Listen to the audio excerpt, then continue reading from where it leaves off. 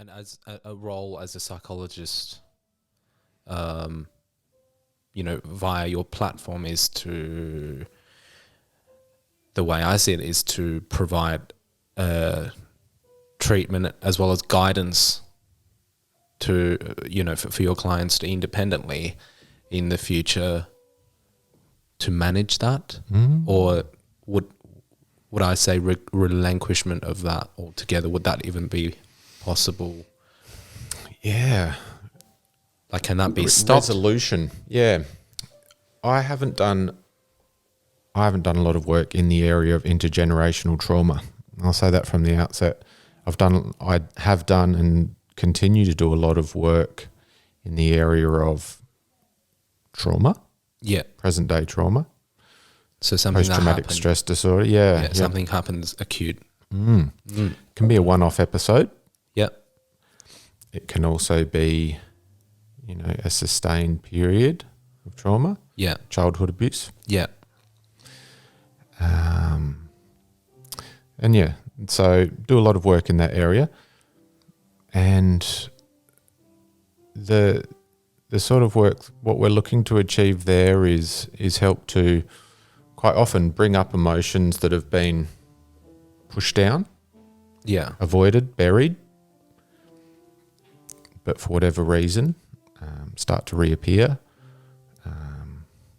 or were never really 100% successfully tucked away. Helping people to resolve those emotions, bring them to the surface, work through them in a kind, supportive environment. Yeah.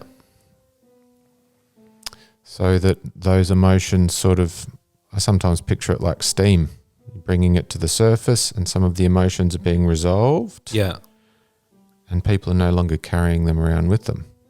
Right. So they no longer identify themselves with those emotions, but they're there anyway. Yeah. Yep.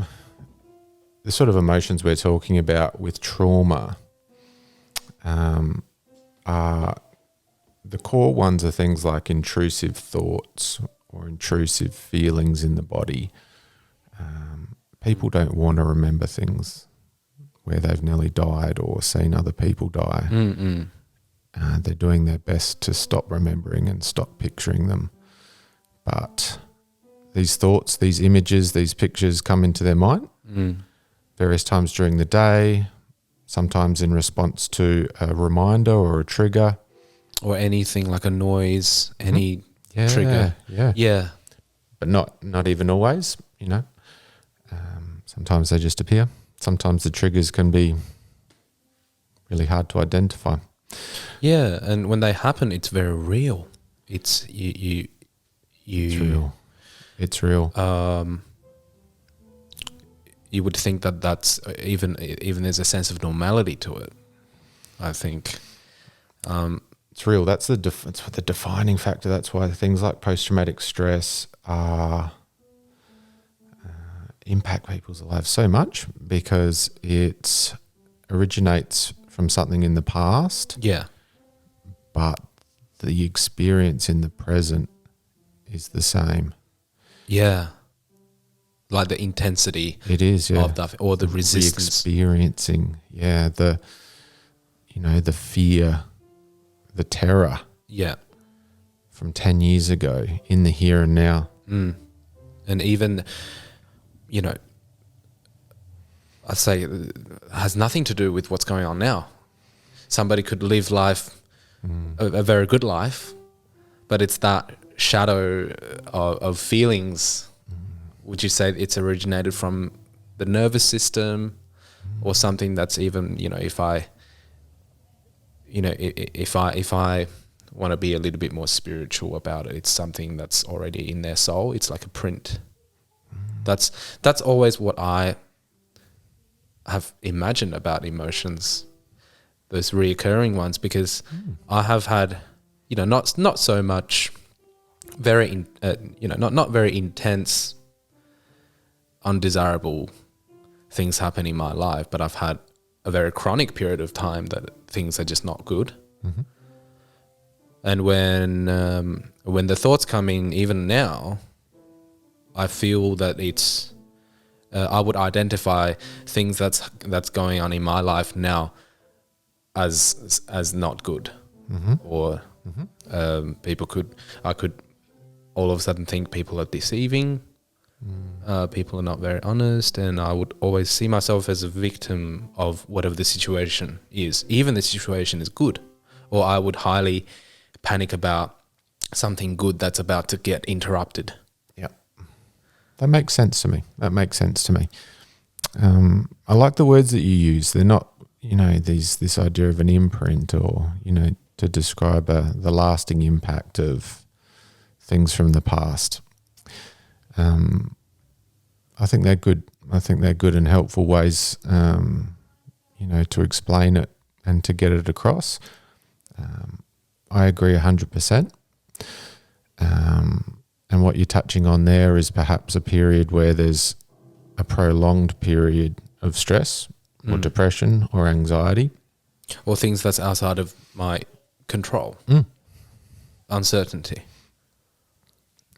And compared to, a one-off terrifying event, like an earthquake or getting hit by a car or something, what I've found in my clinical practice is that people who are exposed or undergo a chronic period of stress or distress, that can have a really long-lasting impact on their physiological functioning. Okay, Right. So if someone's under chronic stress, the body changes.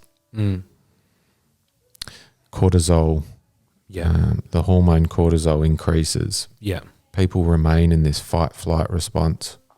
And this is not this is not how the body is designed to function, okay? Not all the time, no. Not all the time. It's like a car you're revving, you're not driving it properly. Yeah. Driving it in third gear all the time. Yeah. It wants to go up to fourth and just relax, but it can't. And depending on what, the nature of the stressor, that will impact on, your thought processes or the emotions that come up in the future, or the severity of the emotions. I think we all know people, and maybe it's been you or me at a time in our lives where, I don't know, maybe we've had some rocky relationships. Yeah. Or, maybe they've been in relationships 2 or 3 in a row where people have ended it, and it really has started to shape their view. The way they understand what relationships are. Yeah. I mean, it only takes 2 or 3 times, really. That's all it takes. Cause especially in early years, teenage years. Yeah. Um, I'm just going to quickly check the camera, but you can continue talk. I can still. So that's an example that a lot of people can relate to, I guess, where they start to develop a bit of an idea, a bit of a picture, a bit of a core belief about themselves being, the cold clinical term we use is sort of defective. Defective? Yeah, unlovable. And that overarching idea tends to, act like a bit of a veil. It's a bit of a filter that they then start to view the world through,